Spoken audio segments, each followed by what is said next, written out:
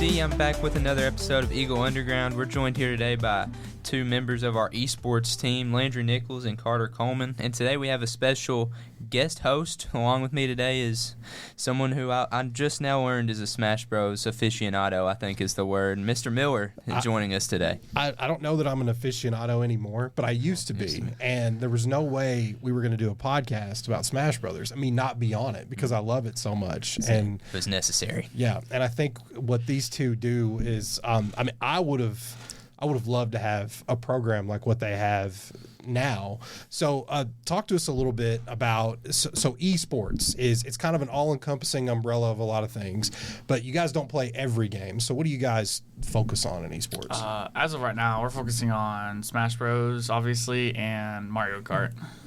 Okay, so I think everybody has a preconceived idea of what Mario Kart is, right? Yeah, I'm a big Mario Kart guy. Yeah, that was my game back in the day. 3 laps every round, pretty much. There's 4 races, and basically you have to get first out of 12 people.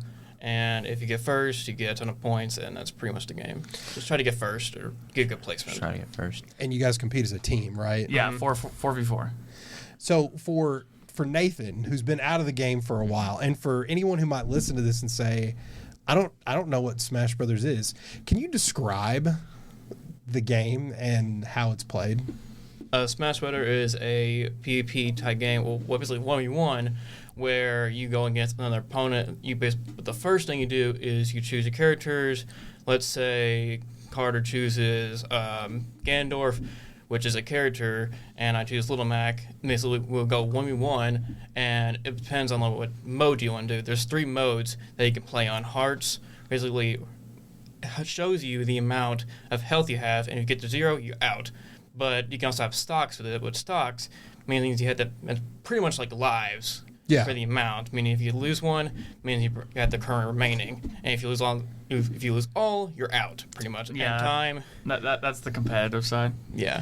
And Smash Brothers it's a collaboration of a bunch of Nintendo things and other Nintendo adjacent properties. So even for like the older folks who might listen to this and say, I don't know who Ganondorf is. We got Mario. They got Mario. We got Pac-Man. Luigi. DK. Yeah, Mega Man. Like maybe some people. Got the classics. Yeah, there may be some people that they know. Yeah. So when y'all are going to one of these competitions, what does that look like? Like, can you walk us through what school ends? You have a competition that day. What does your day, I guess, look like after competition day? So we set up in the classroom. We set up the TVs, the switches, and all that. Matches don't start till after 4 because that's the state law or whatever. And one of the teams make the lobby, and we just set up in there. We go through play versus, and through there at first round, it's both hidden until both teams choose their character, and then we're both shown. And then we both I forgot, what is it? Is the home team or away team that gets to choose the map first? I think it's the home team chooses the map first, and then we choose the maps that we don't want, and then the home team can choose the remaining map. Okay, yeah. So you can scratch maps off. It's really just scratching off. It's just scratching off what map you don't want, and then the last pick for the home team, I'm pretty sure, will choose the map that he wants to play against their opponent. What would make a map that y'all don't want? Like what, I guess, qualities would it have that would make y'all not want? Like platform. Some characters like platform, some don't. So you can narrowify, like break it down and see what characters aren't good, and you can utilize that and give yourself an advantage for that map. Okay. So, you pick the map. What does a game or a match look like in Smash Bros? It's a 3-stock match, so you have 3 lives, and basically your whole objective is to read the player and play off of the platforms or no platforms, because some maps have 0 platforms whatsoever. And so you guys when you guys compete, you're in teams of 3. So it's your 3, and you guys have multiple teams. Yep. But it's 3 from your team against 3 from another school. Yep. And so is it best of 5? Is that how that works? It can be best of 5, but mostly that's what it is. Basically, let's just say if I win the first one, Carter wins the second one, and our third teammate wins the third one, we win the entire thing. We win it. Yeah. Okay. It's basically 3 small matches add up into the points, so it's best of 3 in each small match. And if we win all of those, then it's best of 5, just in general. How many schools roughly in the state? Because you guys just compete within the state of Kentucky. Yeah. So how many schools are there that do this? There's over 100 teams. So. Over 100 teams. Yeah. Which there can be, team 1, team 2, obviously. And some schools do have like up to 3 or 4 teams. Yeah, it's optional, I'm pretty sure. But I'd say easily at least 30, 40 schools, maybe more. I mean, that's a good amount, especially in a big. You think about, because Nathan can connect to football and basketball, you think about how there are districts and regions, and we mostly compete within those regions. Yeah. But there's no regional aspect to what you guys do. Nope. This is everybody in the state that competes, and it's just whoever you get matched up with. Pure placement, yep. Y'all don't travel, do y'all? Nope. No. So it's easier, I guess, for y'all to play a school from the other side of the state than it would be for a sport that you have to be in person. Yeah. An interesting dynamic, I guess, to what y'all play. So, talking a little bit more about y'all, why do you enjoy Smash Bros? You go first. The reason why I joined Smash is because it's just a very interactive game, and it's very competitive. I like to be competitive sometimes, not all the time, but it's very fun to play with against other people and learn the game throughout while enjoying the game, which makes it very fun, and you have a good time. That's why I like it a lot. I've always been a competitive person. I play a bunch of FPS games like Valorant and stuff, and if that was an option, I'd be playing. I do plan on doing that in Murray, but I just love the platform fighter. It's kind of like a combination of Mortal Kombat and all that. It's just a different perspective.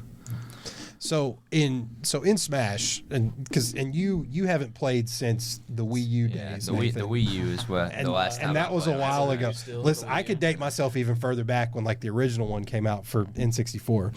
But the roster now has I can't even remember exactly how many characters, but there's a lot.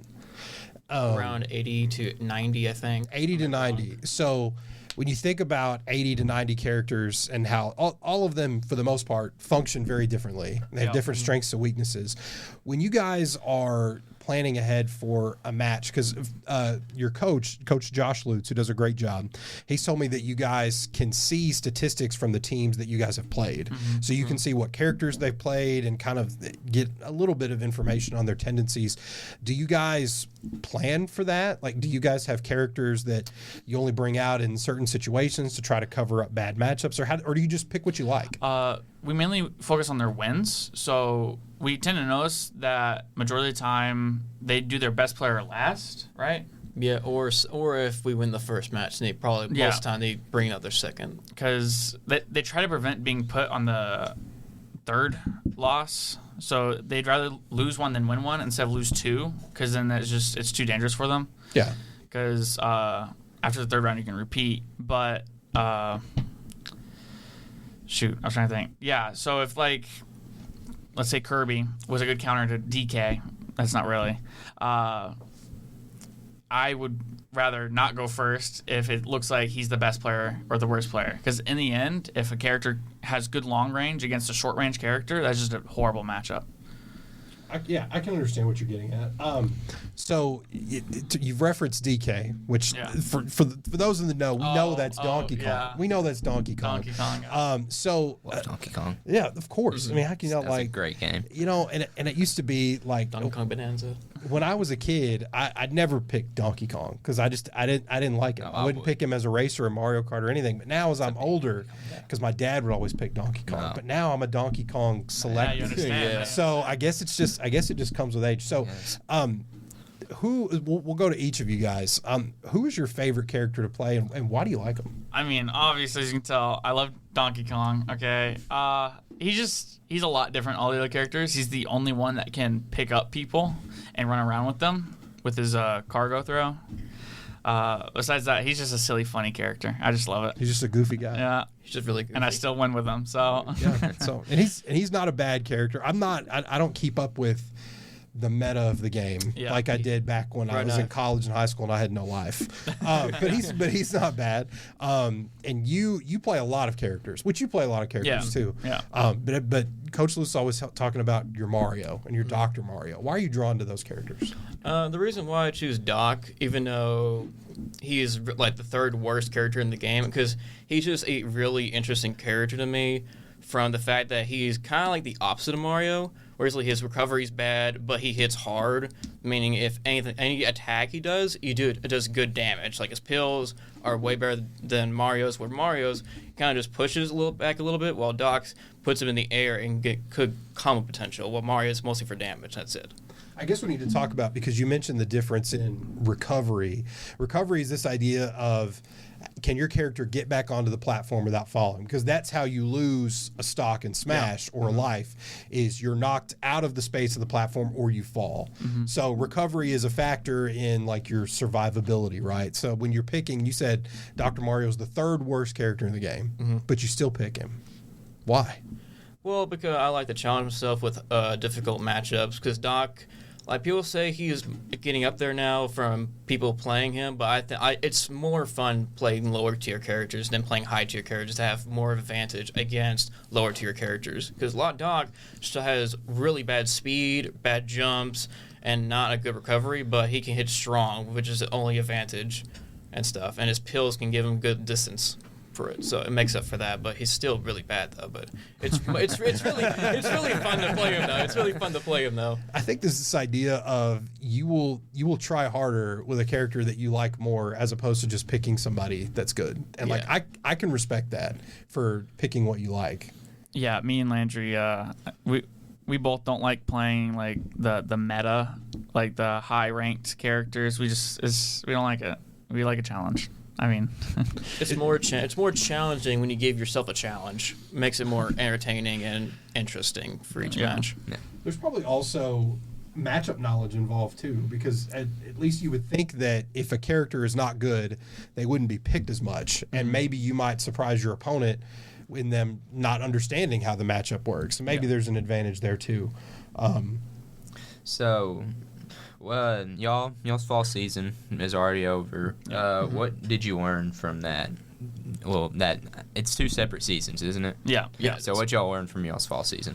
I think we learned that we need to start playing online more.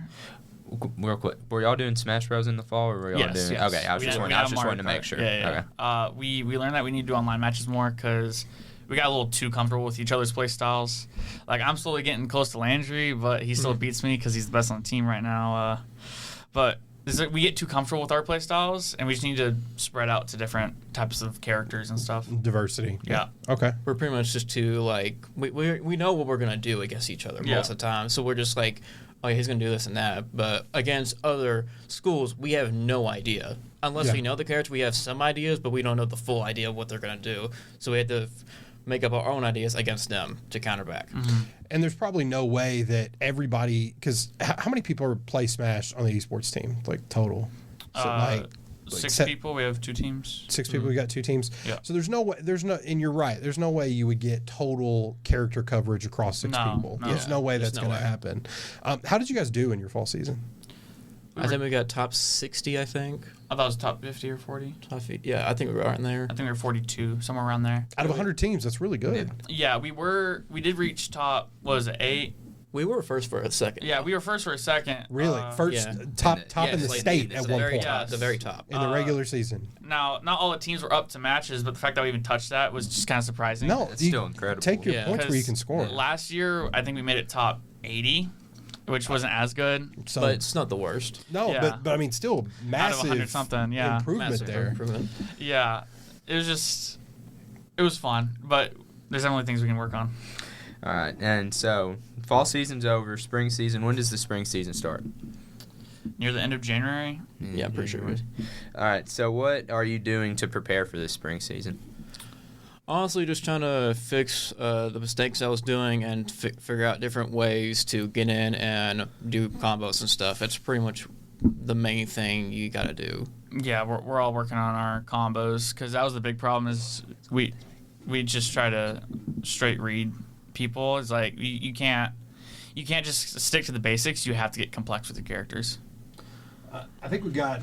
I want to ask one more question. I mean, I could sit and talk about Smash Bros. all day, but SOAR has a limited amount of time in our school schedule. So much time. I think it's really.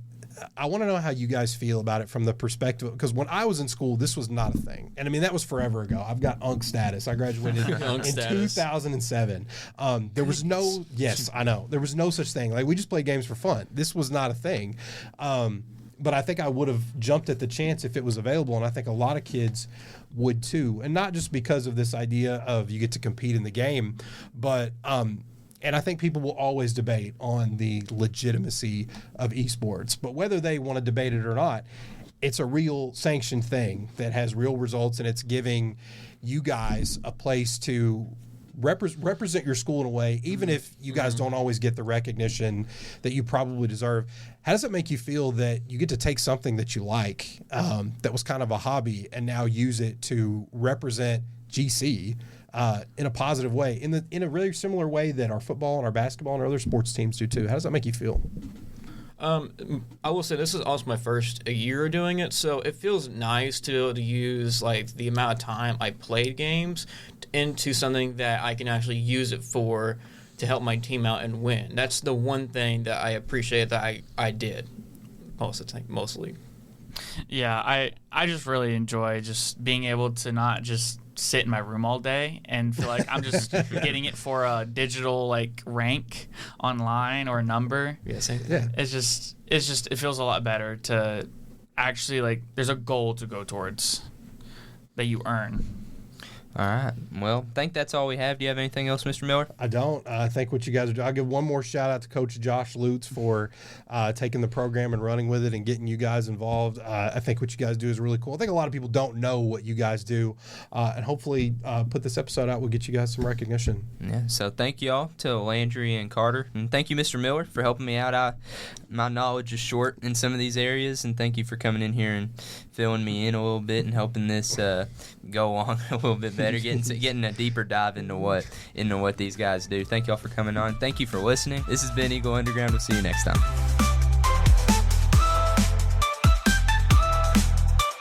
You have been listening to Eagle Underground, the student-produced podcast from Graves County High School in Mayfield, Kentucky, hosted by Nathan Madding. Music by Joseph Wansway. You can listen to us just about anywhere: Apple Podcasts, Google Podcasts, Spotify, and YouTube. Be sure you follow and subscribe to the show for all of those places so you know when new episodes are available. Thanks for joining us today.